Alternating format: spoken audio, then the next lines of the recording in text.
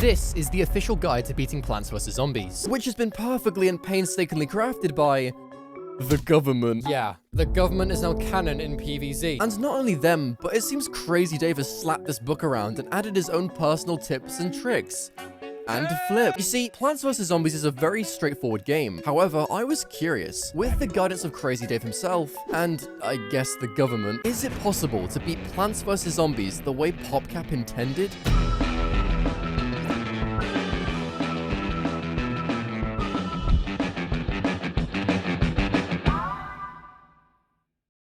This official guide is littered with notes from Dave on every page we look at. However, the very first thing we're told to do is dig up our plants and let the zombies in my house.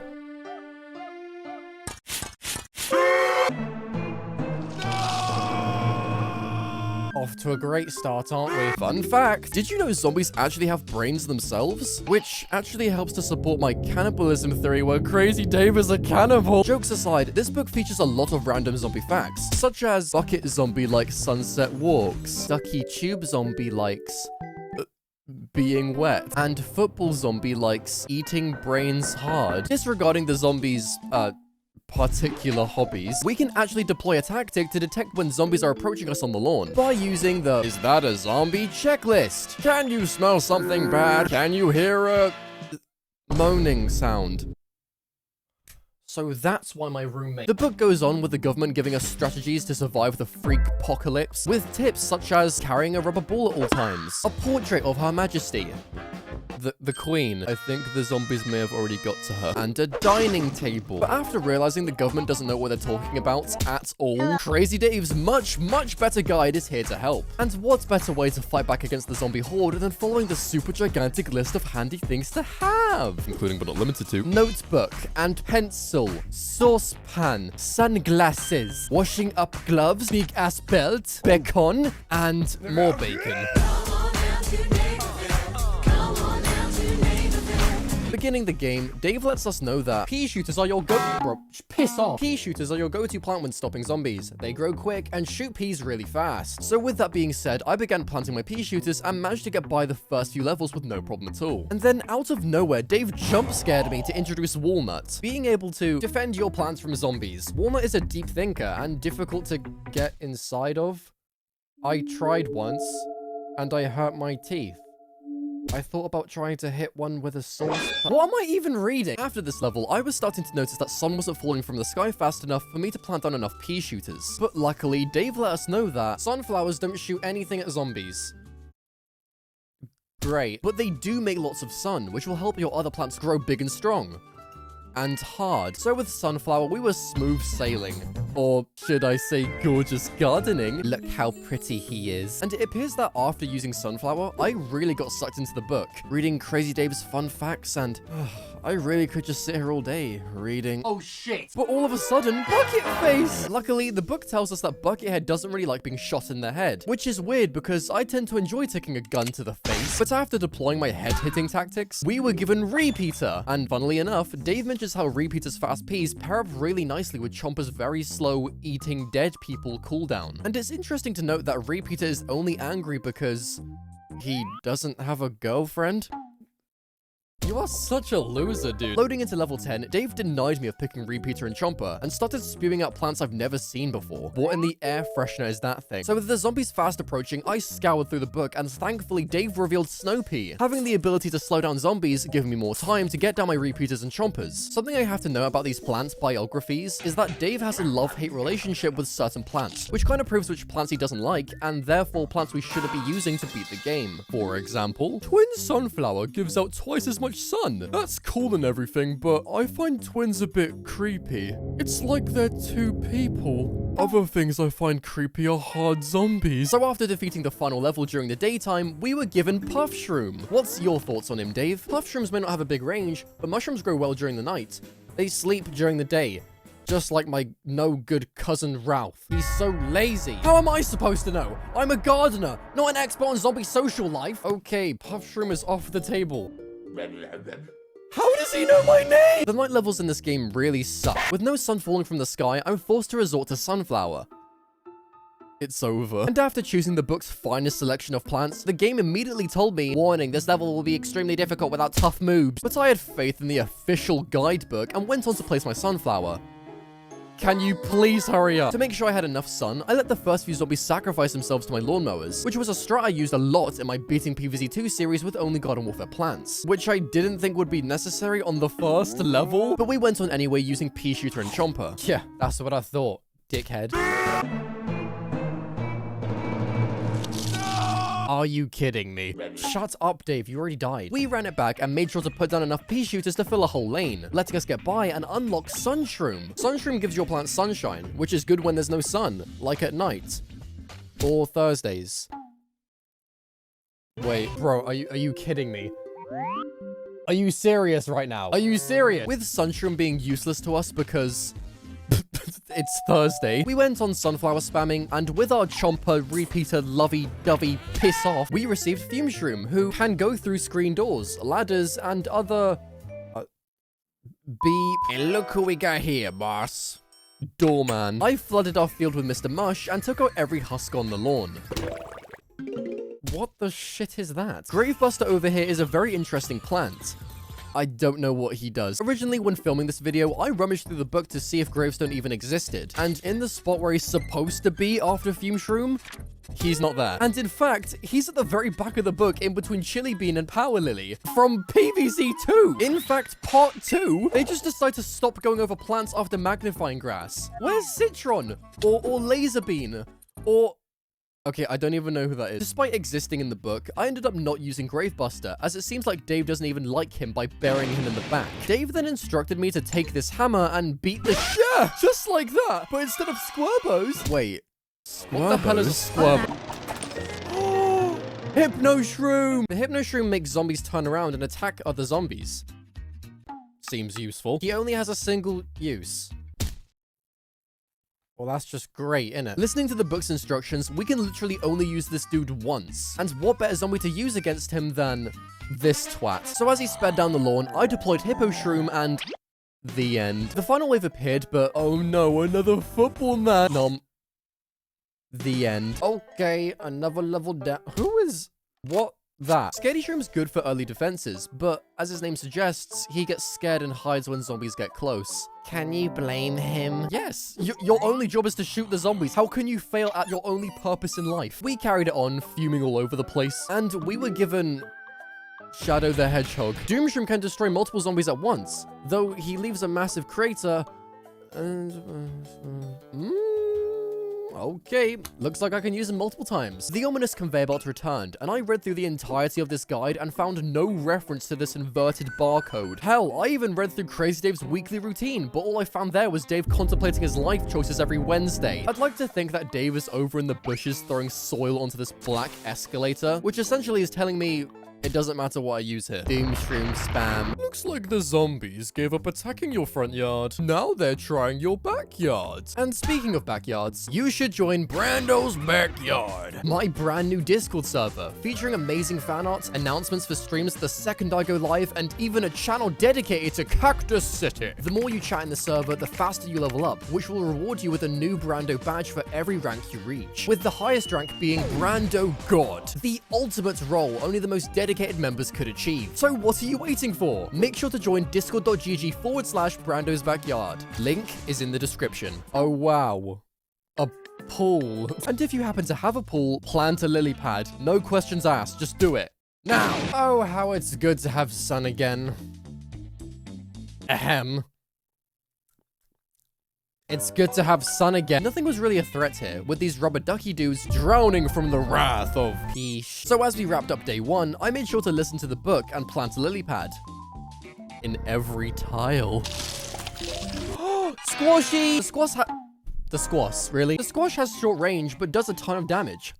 Score! Squash will squash the first zombie that gets in his way, which essentially is saying I should only be using squash once per day. And despite my restriction to only one daily squash, I didn't even use them the next day. Oh wait, I didn't use squash. Did you squash today? No, I did not. We moved on to day 3 after placing our lily pads without bringing 3-Peter with us because apart from having great range and shooting in 3 lanes, he's just like regular pea shooter. So we sweeped the floor and pool with repeater and peed everyone in the face. Tanglekelp lives in water and will pull in the first zombie that gets near it, but zombies don't need to breathe. Well, he sucks. Repeater went on bullying every zombie. With 76 repeaters on the lawn, we were literally unstoppable. Who could have guessed?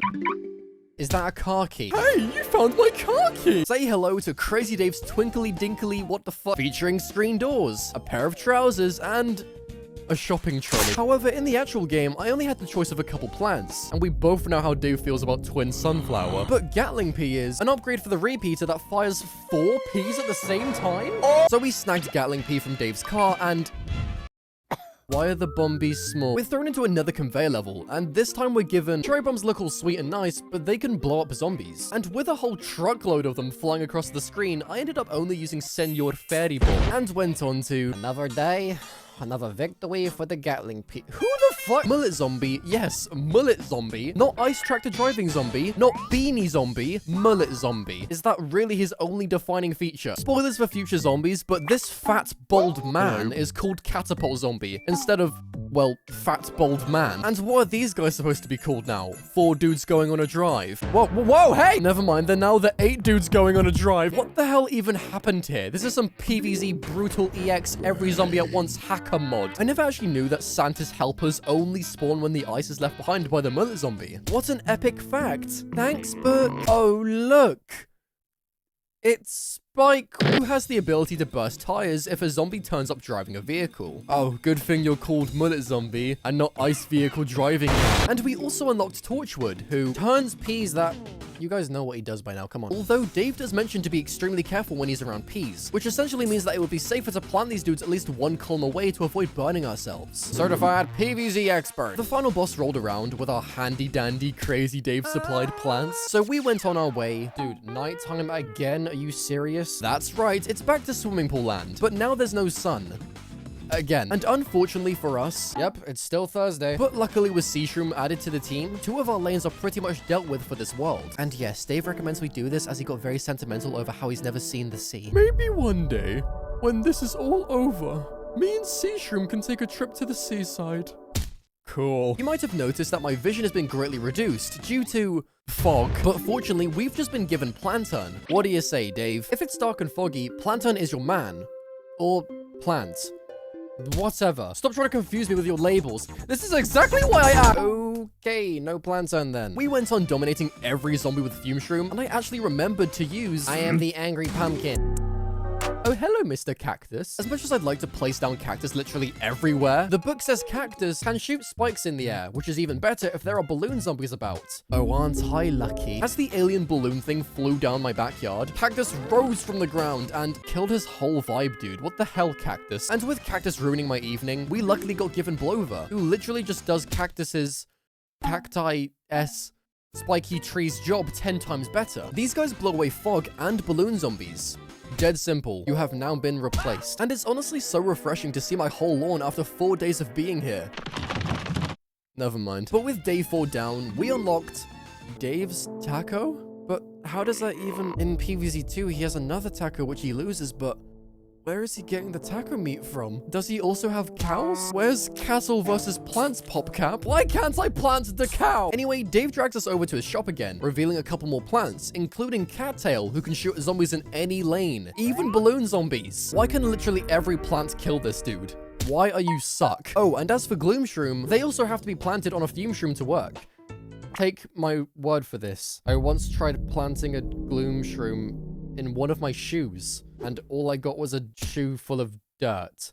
I still wear the shoe though? What type of fetish shit is... So I picked up cattail and fine china. Dave doesn't mention these vases, vases. That's all throughout the book. So I just destroyed all of them and finally planted my cattails. This is balanced. Starfruit! Quick to recharge. Is that really the first interesting thing you can say about this plant? That they're quick to recharge. And considering how fast they are, I tried to plant as many as I could in the next night alongside cattail. The answer is -1. Pumpkin. You can use Pumpkin to protect any plant you grow inside of him. He's tough and scary, but don't let that put you off getting to know him better. His insides make a great soup or pie. Just don't mention that to him, or you'll never be friends. Where did I get this book? We went on without Pumpkin and began saving once more for Da Cat. Bro, if I was a sunflower, life would be so chill. Literally, all you... That's the whole thing. What the flipping pogo face are you? What the fuck? This, in fact, is Magnet Shroom's greatest enemy, with Magnet Shroom being able to delete metal things like the fillings out of a zombie's mouth. The pogo zombie's pogo stick got pogo stuck to Pauline the plant. Yes, their name is Pauline now, deal with it. And with the Stormy Rain conveyor level out of the way, we have now arrived at the top of Dave's roof.